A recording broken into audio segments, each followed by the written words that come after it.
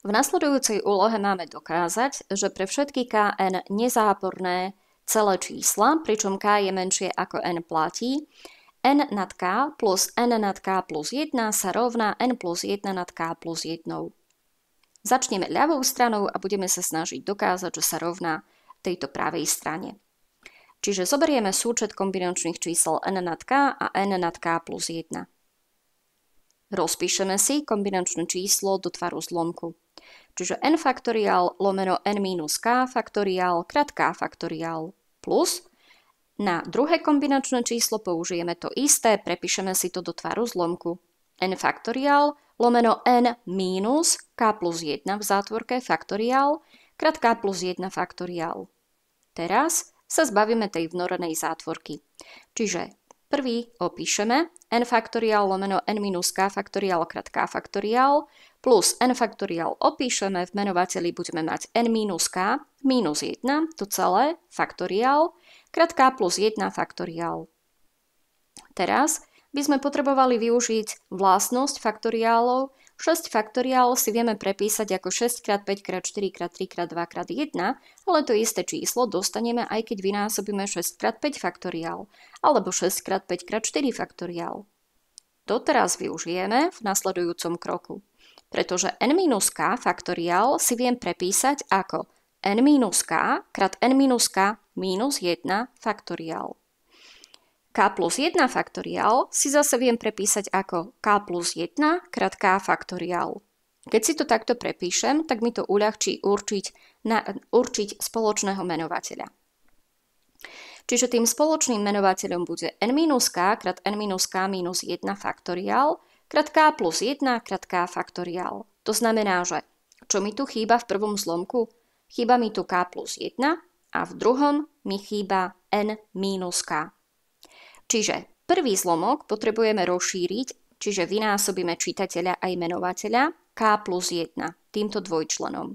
Druhý potrebujeme rozšíriť n minus k, čiže vynásobíme čitateľa aj menovateľa n minus k. Môžeme pokračovať ďalej. Dáme na spoločného menovateľa, čiže to bude n minus k krát n minus k minus 1 faktoriál, krát k faktoriál krát k plus 1. V čítateli budeme mať n faktoriál krát k plus 1 plus n faktoriál krát n minus k.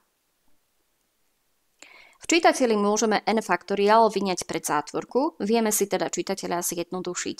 Keď vyjmeme n faktoriál pred zátvorku, tak z prvého štítanca mi v zátvorke zostane k plus 1 plus z druhého štítanca mi v zátvorke zostane n minus k.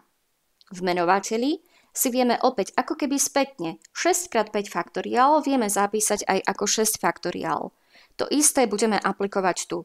n minus k krát n minus k minus 1 faktoriál vieme zapísať ako n minus k faktoriál. To isté aj tu. Násobenie je komutatívne, čiže k faktoriál krát k plus 1 viem si zapísať alebo predstaviť ako k plus 1 krát k faktoriál. Čiže to bude k plus 1 krát k faktoriál, to je ako keby som mala 6 krát 5 faktoriál, čo viem zapísať ako 6 faktoriál. Čiže k plus 1 krát k faktoriál viem zapísať ako k plus 1 faktoriál. Zjednodušíme čitateľa a dostaneme n faktoriál krát k minus k bude 0, čiže toto nepíšeme. V zátvorke nám zostane n plus 1, menovateľa opíšeme. V čítateli môžeme opäť aplikovať to isté. 6 x 5 faktoriál viem zapísať ako 6 faktoriál. Ale tu je to isté, pretože keď mám n plus 1 krát n faktoriál, čo je to isté ako n faktoriál krát n plus 1, tak tým pádom si to viem zapísať ako n plus 1 faktoriál. To je ako keby som mala 5 faktoriál krát 6. Čiže viem to zapísať ako 6 faktoriál.